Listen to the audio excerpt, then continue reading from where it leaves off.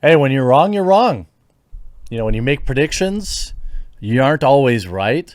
I think most people accept that as long as you're willing to take the L when you do and not try to spin it like some sort of win, like your typical mainstream media would do. And that's exactly what I'm doing. I'm taking my L. Shang-Chi surprises at the box office. Now, I wouldn't say it's the box office record-setting, whatever, like the media is spinning it. But I think it's definitely doing better than expected. And, this on the back of, probably more than a dozen articles written and reported on by me that the box office, that Disney was very concerned about the box office for Shang-Chi.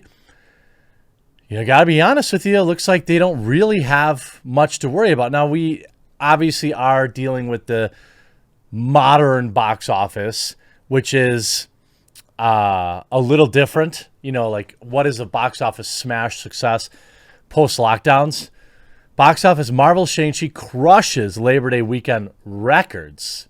Again, records according to what? In the last 6 weeks? $90 million on a weekend is nothing compared to pre-lockdown box office, but it sets this may be the new normal, right? Now, Shang-Chi was available box office only and didn't have the benefit of day-and-date release like Black Widow did, but $90 million is pretty strong. If we look at what Black Widow did, it actually only did $80 million. Now, that's at the box office. It also brought in another $60 million from premium purchasers. What does this tell us? Well, it tells us that people will still go see a box office exclusive. Shang-Chi budget is not as high as other typical Marvel films. So I would think I shattering Labor Day weekend records. What?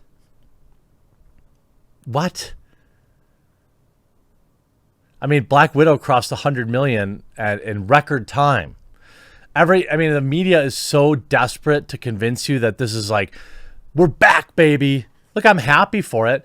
And I never had anything against this film. The main actor, doesn't have any major controversies that I'm aware of.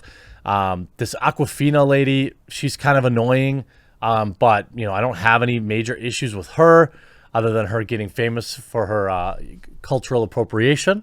But good for Shang-Chi. Absolutely. It did not tank at the box office. It is not and was not the worst box office opener for Marvel, as many prognosticators, including myself, thought would be the case.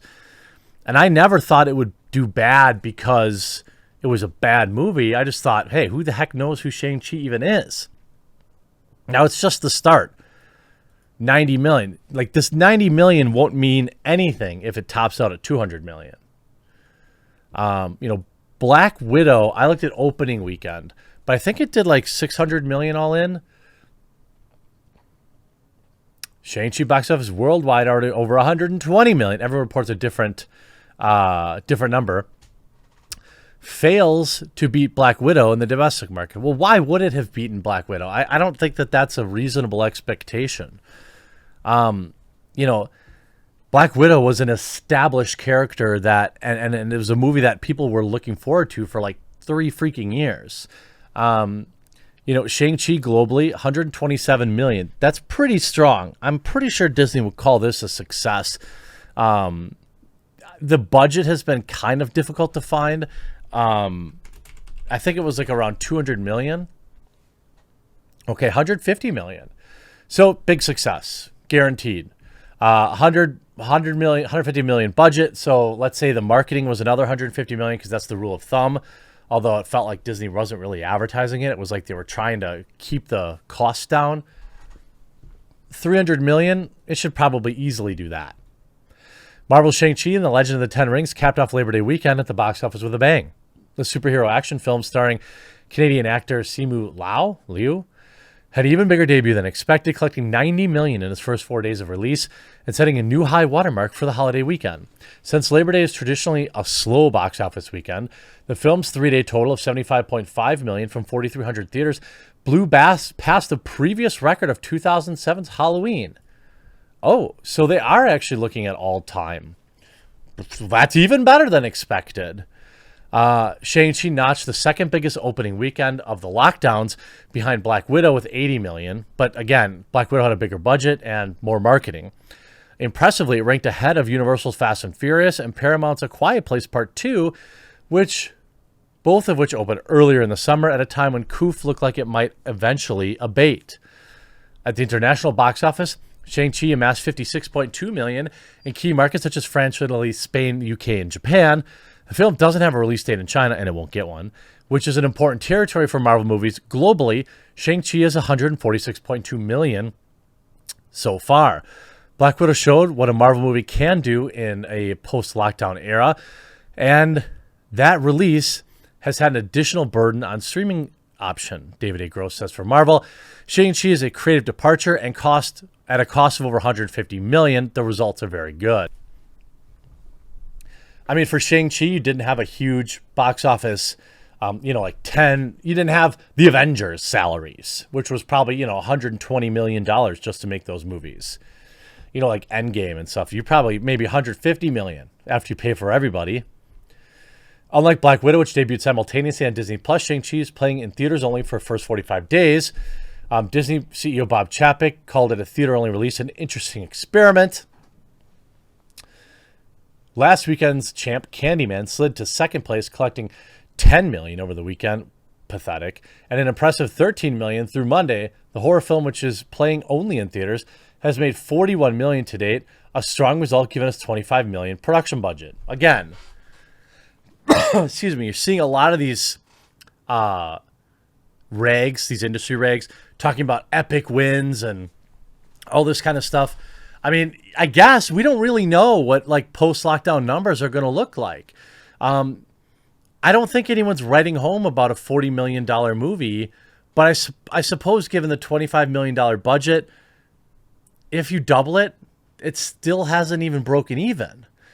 It's like Variety ignores the marketing cost. Now, maybe they spent significantly less on marketing, but that's not what the industry standard is. In third place was Free Guy, finished Monday with 11 million, including 8.7 million from Friday and Saturday, bringing its ticket sales to 94.3 million. Again, that was, it's so crazy. Like, what was the Free Guy budget? It couldn't have been tiny. You had at least one big actor in it. 100 to 125 million. Okay. Box office 241 million. So it made money. We can expect a sequel. Now, what does this mean for the Eternals? I don't know. I mean, maybe people just wanted to go see a movie this weekend. They saw Shang-Chi, which, again, I don't think is an objectively bad movie based on the reviews. I haven't seen it yet. I will watch it, certainly. But probably at streaming it for free, or in another way. 92% Rotten Tomato score, 98% audience score. That is mind-blowing. People freaking loved this movie. Is it the highest rated Marvel movie? It might literally be the highest rated Marvel movie. I can't imagine 98, 91, 84, 90. It was rated 45 Captain Marvel. It rated higher than Endgame, 98%. Rated better than Spider-Man Far From Home, which was the highest rated Marvel movie in history. Shang-Chi and the Legend of was it that good? I'm curious. I'm genuinely asking. That's actually mind-blowing to me. Now, Far From Home received over 50,000 verified ratings.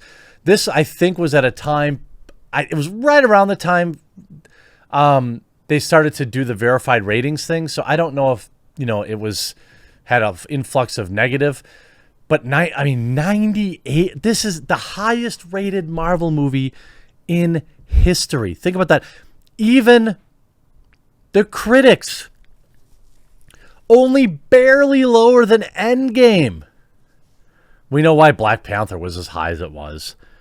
Black Panther was, to me, an objectively mediocre movie. 6.5 to 7.25. Like most Marvel movies. Ant-Man and the Wasp, probably a little worse than Black Panther. This is 80 Infinity War. I am genuinely shocked. Shocked. I ate my words. Congratulations to Shang-Chi and the Legend of Ten Rings.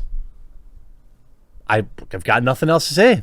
He was right. Remember when the actor said that they were the underdog and they were going to change the world? Well, I don't think they're changing the world with a Marvel movie, but they certainly delivered. Looks like people liked the movie that they got, and at the end of the day, that's what's important. I hope you enjoyed this video. We'll talk to you again real soon.